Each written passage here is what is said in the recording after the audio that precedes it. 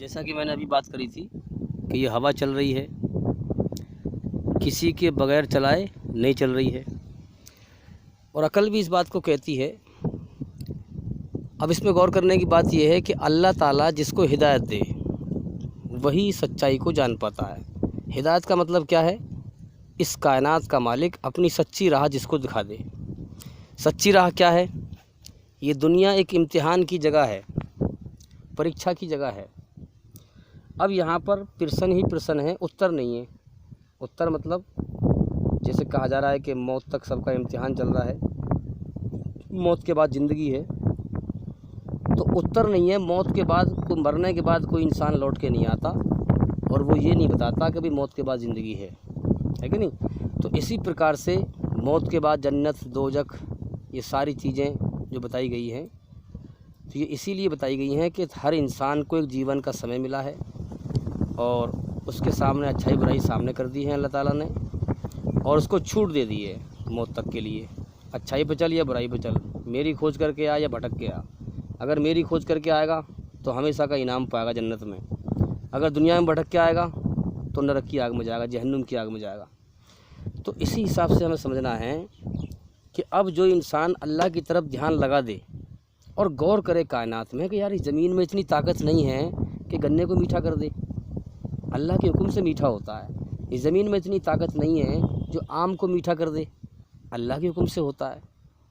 तो इसी प्रकार से बहुत सारी चीज़ें हम देख सकते हैं, धरती में कितनी सारी चीज़ें अल्लाह ताला पैदा करता है।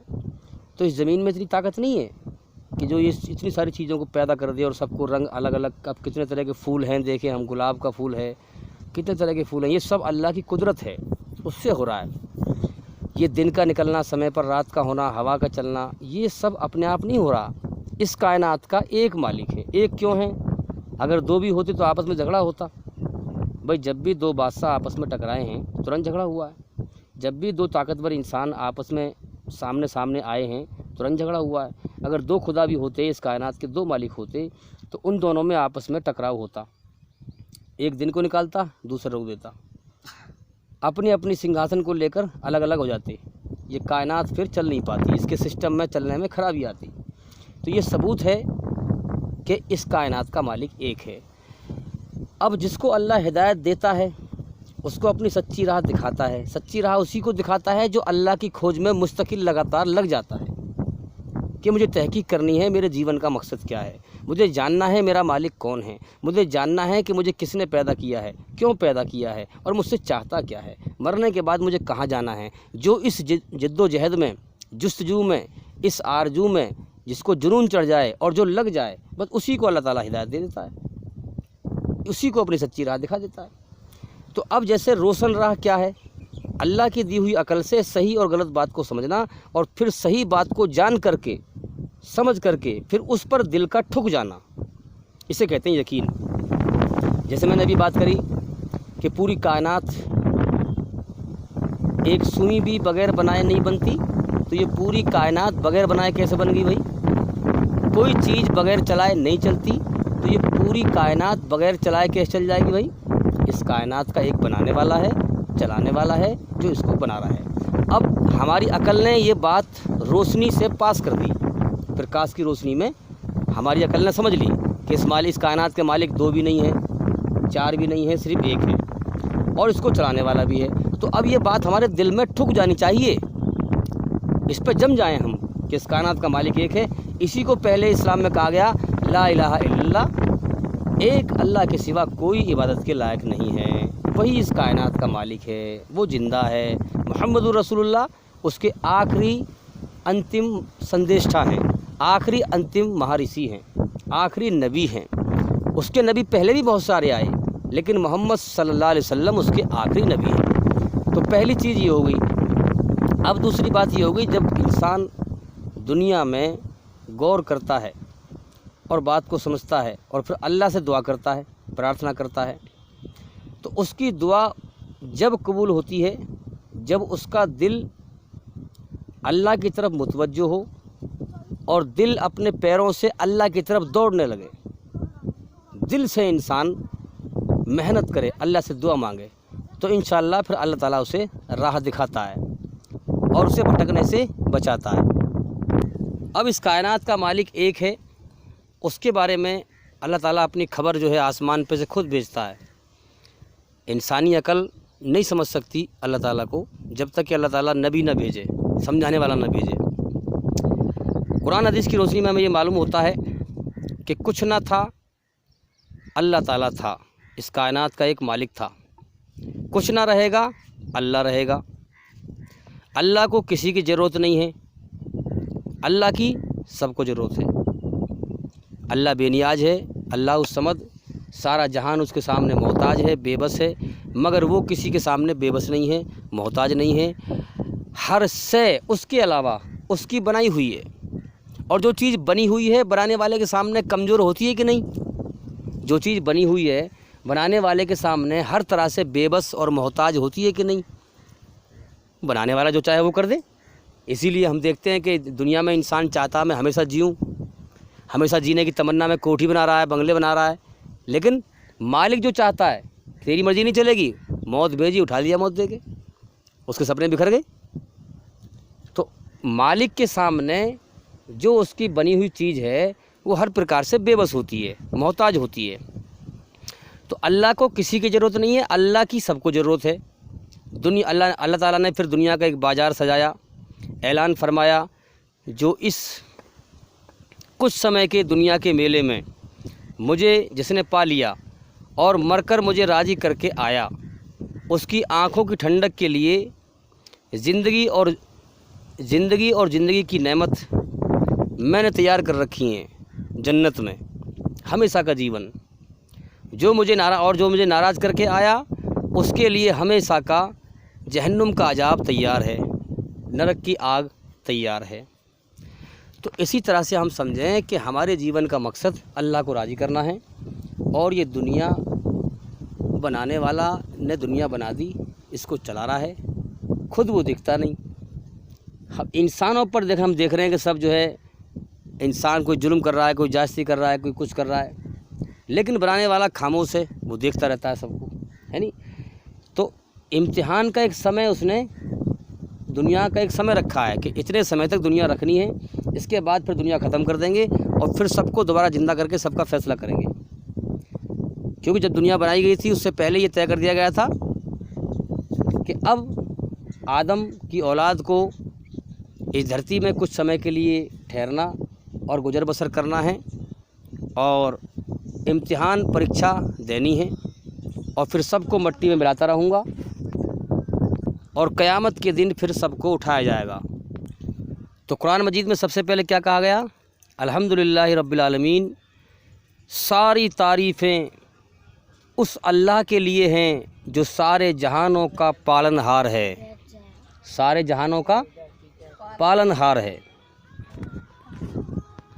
تو قرآن مجید میں کہا گیا الحمدللہ رب العالمین، ساری تعریفیں اس اللہ کے لیے ہیں جو سارے جہانوں کا پالن ہار ہے، سب کو پالنے والا ہے۔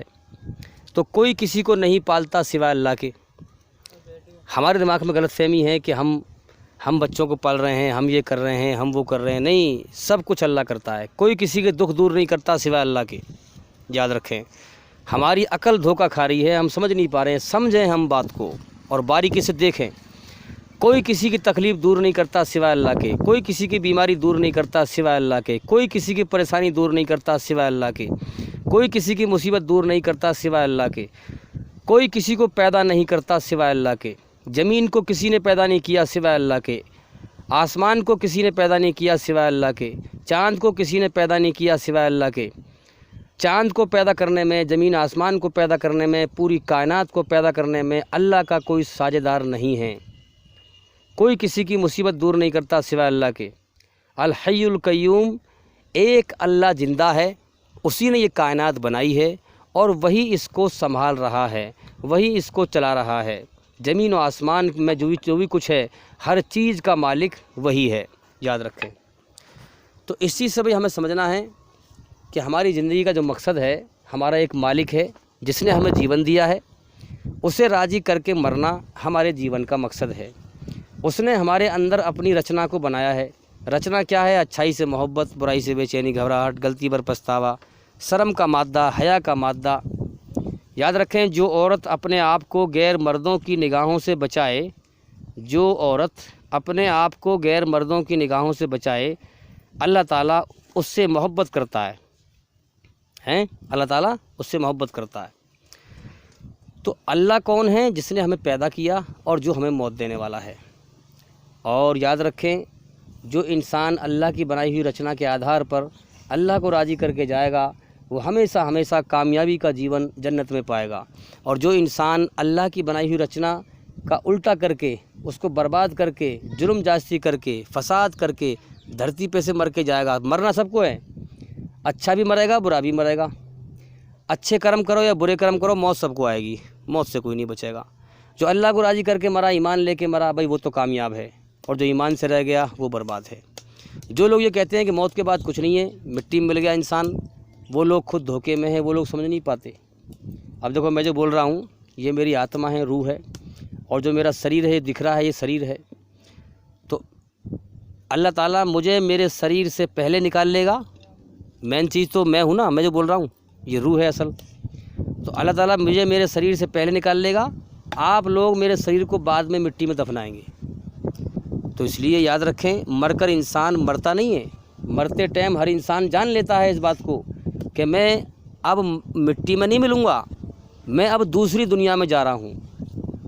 یہ نظر کا دھوکہ ہے کہ لوگ سمجھتے ہیں مرنے کے بعد کچھ نہیں ہے۔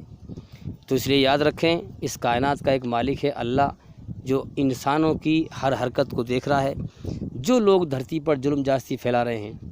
اور یاد رکھیں اللہ تعالیٰ جو اللہ کا انکار کرنے والے ہیں، کفر کرنے والے ہیں، کفر کی حکومت تو رہتی ہے لیکن ظلم کی حکومت زیادہ دن تک نہیں رہتی، یاد رکھنا۔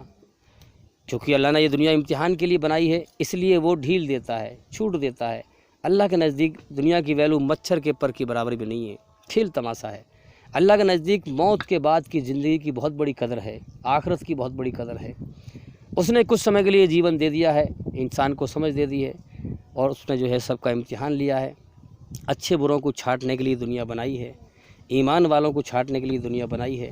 تو اس لیے بھائی جو اس امتحان میں پاس ہو گیا وہ ہمیشہ کے لیے کامیاب ہے، اور جو اس امتحان میں فیل ہو گیا وہ ہمیشہ کے لیے ناکام ہے۔ تو اللہ تعالیٰ سے ایمان مانگیں، ہم جب اللہ سے ایمان مانگیں گے دل سے مانگیں، ایسے مانگیں کہ ہمارا دل اللہ کی طرف دوڑے، دل اللہ کی طرف دوڑے، تو پھر اللہ تعالیٰ کیا ایمان دے گا ہمیں؟ اس پوری دنیا کی محبت ہمارے دل سے نکال دے گا۔ دیکھو نا دنیا میں انسان کا مرنے کا اگلے پل کا بھروسہ بھی نہیں ہے کہ نہیں؟ مگر لوگ کیسے ہنس رہے ہوتے ہیں، دانت پھاڑ پھاڑ کے، دانت پھاڑ پھاڑ کے ہنس رہے ہیں، ظلم جاستی کر رہے ہیں، دھرتی پہ فساد پھیلا رہے ہیں، حالانکہ ان کے جیون کی اگلے پل کی بھی گارنٹی نہیں ہے۔ تو یہ دنیا کا نشہ ہے انسان کو، بے ہوش ہے انسان، ہے نا؟ تو اسی لیے جب اللہ سے ایمان مانگیں گے ہم تو اللہ تعالیٰ کیا کرے گا؟ دنیا کی محبت ہمارے دل سے نکال دے گا اور ہمیں سچائی کے ہوش میں لے آئے گا، دنیا کا دھوکہ ہٹا دے گا، سچائی ہمیں دکھا دے گا، اور موت کے بعد کی زندگی کی تیاری کرنے کی توفیق ہمیں دے گا، تاکہ ہم تیاری کریں موت کے بعد کی زندگی کی۔ تو بھائی اس چیز پر غور کریں، اور امید کرتا ہوں کہ ہماری اس ویڈیو سے آپ لوگوں کو بڑا فائدہ ہوا ہوگا۔ جو لوگ یہاں بیٹھے ہیں بھائی وہ ان باتوں پر انشاءاللہ عمل کریں اور اللہ کی طرف دھیان لگا دیں۔ اور ہمارا چینل چل رہا ہے یوٹیوب پہ اسلامک اسٹڈیز، اور ایک چینل اور ہے محمد دلشاد کے نام سے، آپ یہ چینل دیکھیں۔ یوٹیوب پر جو ہے آپ لکھ دیں MOHDDILSHAD محمد دلشاد، تو آپ یہ چینل ہمارے دیکھیں، لگاتار جڑے رہیں۔ اور بھئی جیون کا کوئی بھروسہ نہیں ہے، کب اللہ کا بلاوا آ جائے، اس لیے ایسا نہ ہو کہ ہم اس امتحان میں فیل ہو جائیں۔ ہمارے چینل کو لگاتار دیکھیں اور چینل کے اندر جا کر سبھی ویڈیو دیکھیں، تاکہ جلدی سے جلدی آپ سچائی کو جان سکیں اور ایمان بنا سکیں۔ اور بھئی انشاءاللہ زندگی رہی تو پھر ملاقات ہوگی۔ السلام علیکم ورحمۃ اللہ وبرکاتہ۔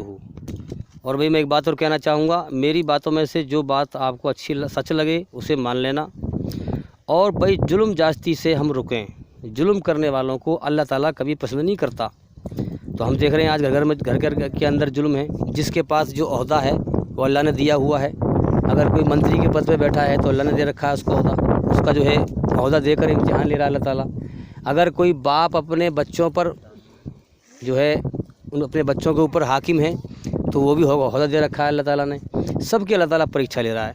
تو کتنے لوگ ہیں ایسے جو اپنی بیویوں پر ظلم کرتے ہیں کہ بیچاری بے بس ہے وہ، تو بھی ہم بچوں پر ظلم کرتے ہیں۔